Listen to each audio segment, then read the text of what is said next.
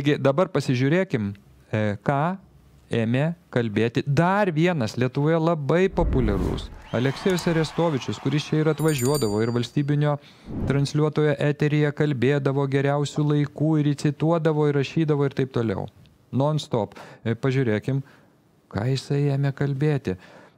Jis staiga prabylo iš tikrųjų tiesiog Kremliaus naratyvais ir tarp kitko. Edvardai, aš priverstas tą pasakyti, jis ėmė svaičioti apie taiką. Apie taiką, vat panašiai kaip kartais mėgstat pasvaičioti jūs, kad taikos reikia, derybų reikia. Pasiklausom Арестовичус. Ни Россия не может захватить всерьез большие куски нашей территории, ни мы не можем отбить в настоящий момент.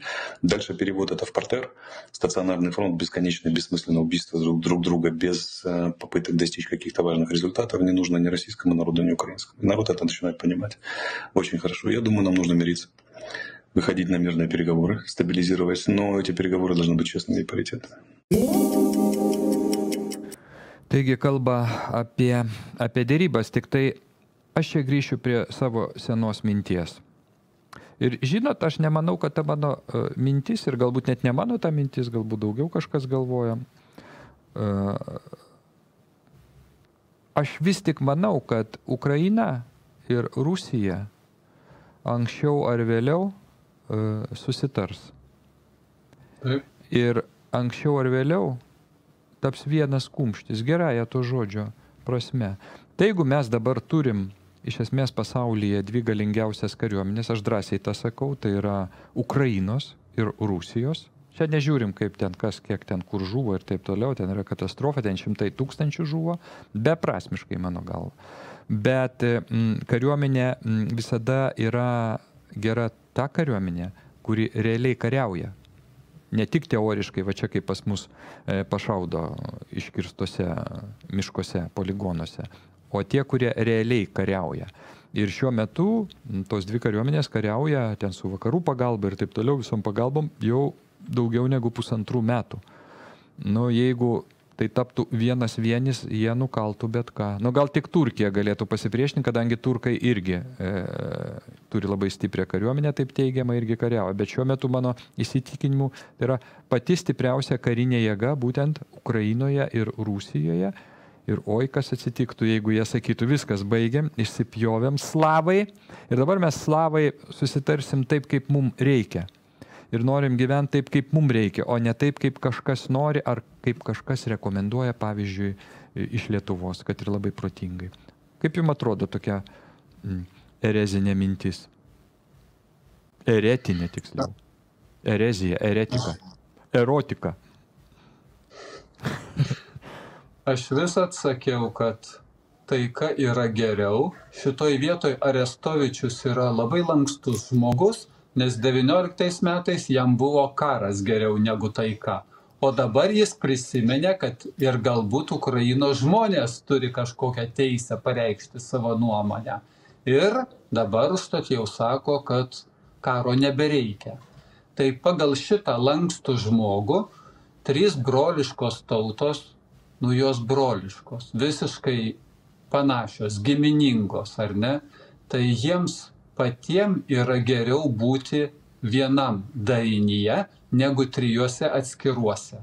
Ir aš manau, šitas bendras protas, bendras suvokimas ateis, nes panašumų yra daugiau negu skirtumų ir šitoj vietoj ateitis gali būti ir tokia, kaip jūs pasakėt.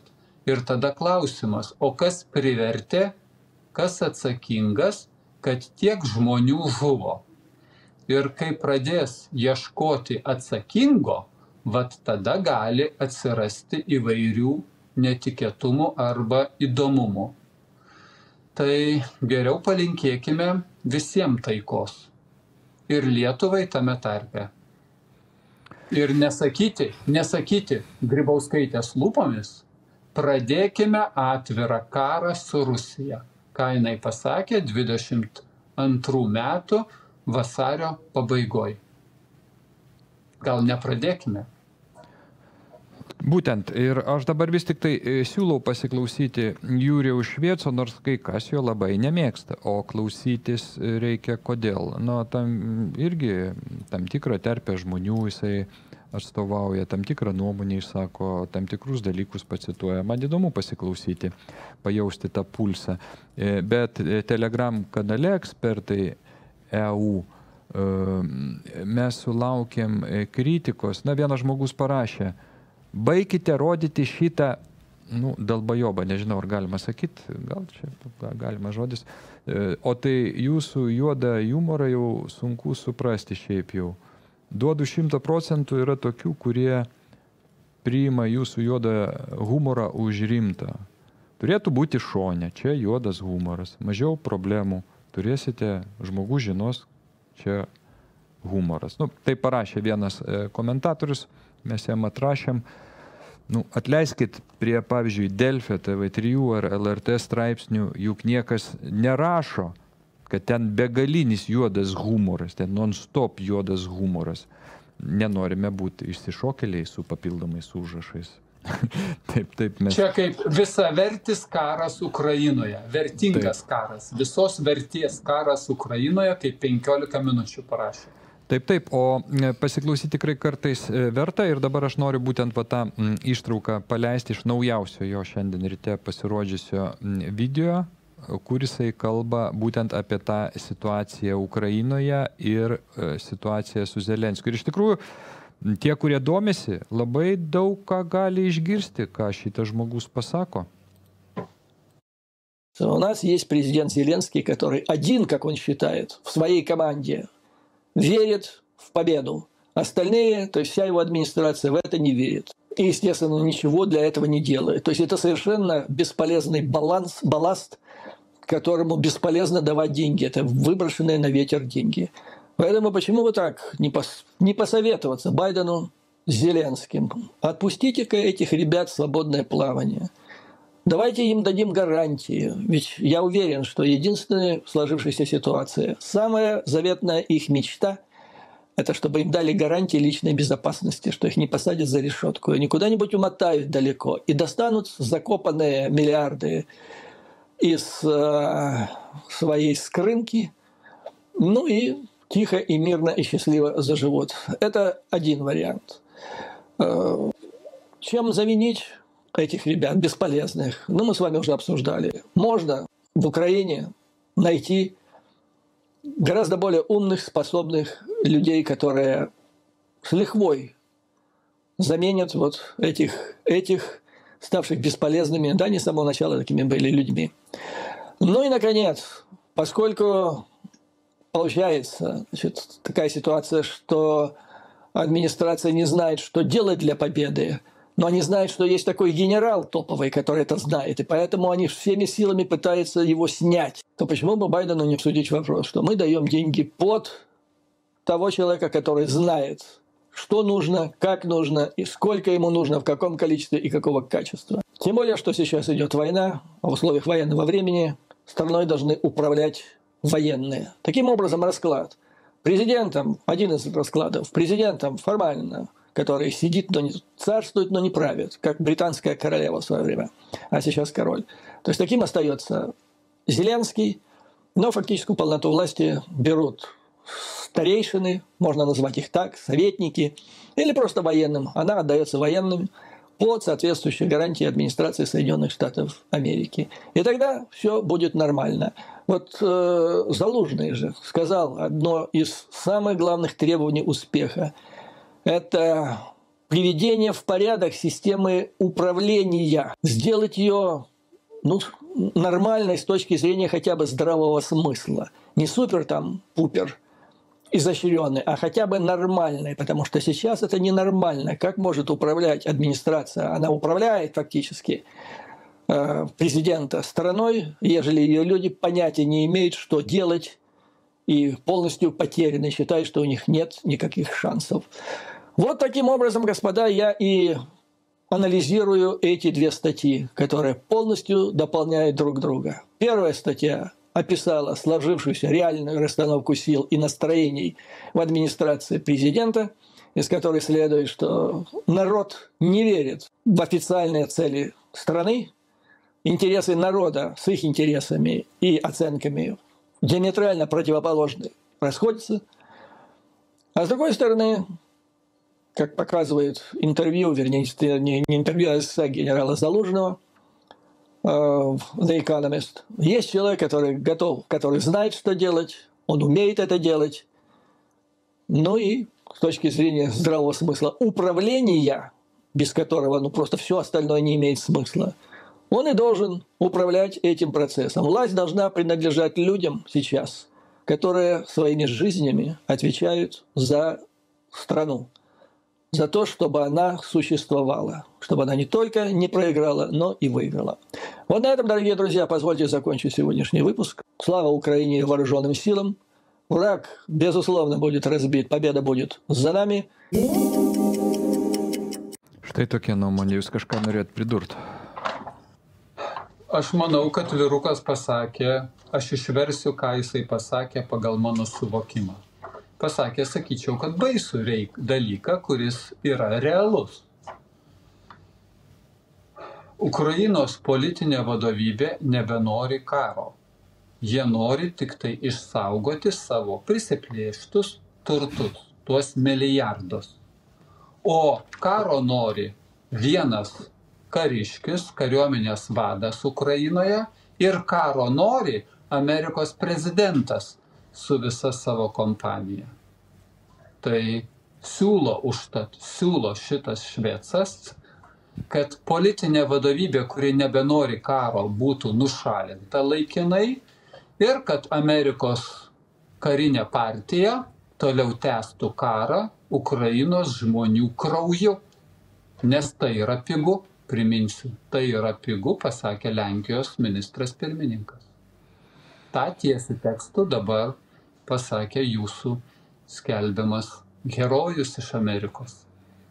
Taip, bet aš šito klausimu, kas vyksta dabar Ukrainai, išskyrus tokius nikius be komentarų valstybinio transliuotojo reportažiukus, kad jau blogai, jie yra apie kontrapolimą, nors vyksta kontrapolimas jau pusę metų, jie kalba, kad jau irgi ten nelabai kaip kas vyksta, bet aš pasigendu komentarų.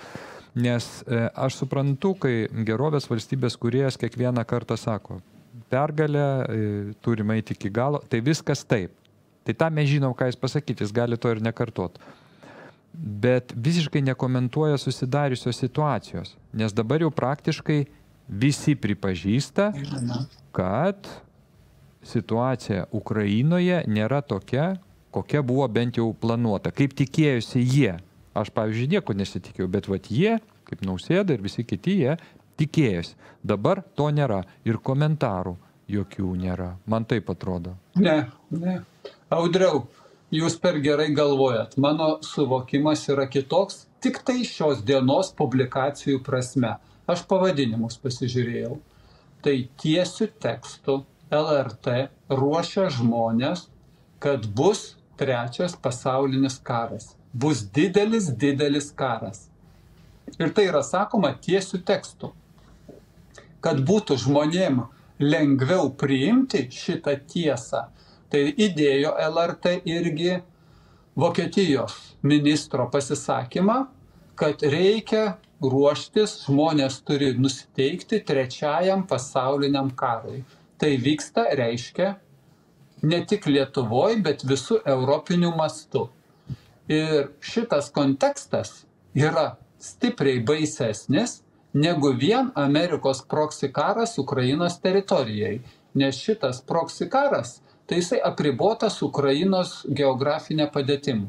O tai, ką ruošia dabar, trečias pasaulinis karas jau nebeapsiriboja Ukrainos teritoriją. Klausimas, kas yra planuojama kažkokiose užsienio šalyse ir kas bus pasirinktas kaip precedentas. Kas turės įvykti, kad prasidėtų tolesni veiksmai. Problema, kad prasidėjus tiem veiksmam, nuo plano pradinio galima taip nukrypti, kad procesas pasidaro nebevaldomas. Ir užtat Lietuvos geografinė padėtis šioje vietoje turint omeny mūsų kaimynę Lenkiją ir jos nusiteikimą, net ir be NATO pačiai vienai pradėti karinius veiksmus prieš Rusijos ginkluotasias pajėgas. Šitam kontekste mes, kaip esam Lietuva, tai grėsmė yra mums labai didelė ir mūsų valdžia, ta, kur dabar okupantė sėdi valdžia mūsų lietuviškų okupantų, kurie yra baisesni negu išorės okupantai. Jiegi bet kada pasiryžę savo šeimininko nurodymus vykdyti. Ir užtat šitam kontekste šiandien net LRT net 2 buvo publikacijos apie 3 pasaulinį karą. Tai ne šiaip sau. O čia jūs turėjot publikaciją gal ir iš Landsbergių nepriklausomo leidinio, tai galim parodyti naujo pasaulinio karo nuojautą. Čia šitas. Taip. Ir šitą taip. Čia analizė analitikas, karo ekspertas Valdas Saldžiūnas. Ir paskui dar yra, kur Vokietijos ministras, kad irgi savo teritoriją ruošia. Galimas. Ir tai žiūrėkit, čia dar yra vienas straipsnis. Jūs tikrai šitą turėtumėt pakomentuoti. Maskva grįžta prie brandolinių grasinimų. Ką reiškia pasitraukimas iš bombų bandymus draudžiančios sutarties? Čia beprotis kažkoks rašė. Andrius Balčiūnas. Pakomentuokite, prašau, šitą straipsnį. Kadangi aš apie šitą ir kalbėjau pas Rūtą Janutienę, nes Amerika ir Rusija prieš berods 23 metus pasirašė, kad negalima bandyti atominių ginklų. Nei ore, nei po žeme. Nebegalima bandyti. Automatiškai tada technologiniai mūsų pasiekimai, mūsų pasaulio žmonių pasiekimai ginklo bandymo prasme stovi vietoj ir mes nežinom rezultatų. Ir tai labai gerai. Rusija ratifikavo labai seniai šitą sutartį, jinai įsigaliojo, o Amerika 23 metus mąstė. Ir jinai neratifikavo. Baigėsi tuo, kad Rusija panaikino savo ratifikavimą ir vakar ar užvakar Rusijos prezidentas patvirtino, kad ratifikavimas panaikintas. Sutarties, kuri riboja atominio ginklo bandymą, nebeliko. Rūta Janutienė bandė pasakyti, kad Korėjos demokratinė respublika, ta kur Šiaurės Koreja, kad jie bando atominius ginklus. Ne, jie atominių ginklų, atominės bombos nebando. Jie bando raketas, nešėjas, o ne atominį ginklą. Ir šitam kontekste dabar mūsų melo kanalas LRT paima ir skelbia, kad čia Rusija dabar grasina pradėti bandyti atominius ginklus, kai apie Amerikos atsisakymą. Amerikos parašas padėtas sutartyje nieko nereiškia. Popierėlis šitas nevertas jokio nei vieno grašio. Amerikos parašų tikėti negalima. Ir 23 metus Rusija delsė. Ir dabar jinai kalta, kad jinai nusprendė, kad jau gana. Tai LRT sako, čia Rusija pasakius, kad gana ir mes nusiemam šitą atsakomybę nuo savęs, tai LRT sako, Rusija grasina.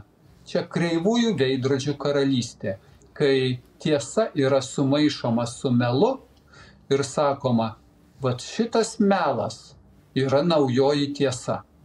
Ir paruošimas 3 pasauliniam karui eina pilnu tempu.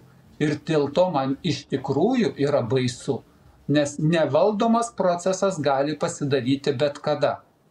Menkiausia nedidelė klaida, kompiuterinė klaida ir jinai gali sukelti procesą. Aš tada vis prisimenu, prieš 5 ar 7 metus pranešė, kad numirė vienas rusų karininkas, kuriam visi turim būti dėkingi, kad neprasidėjo 3 pasaulinis karas.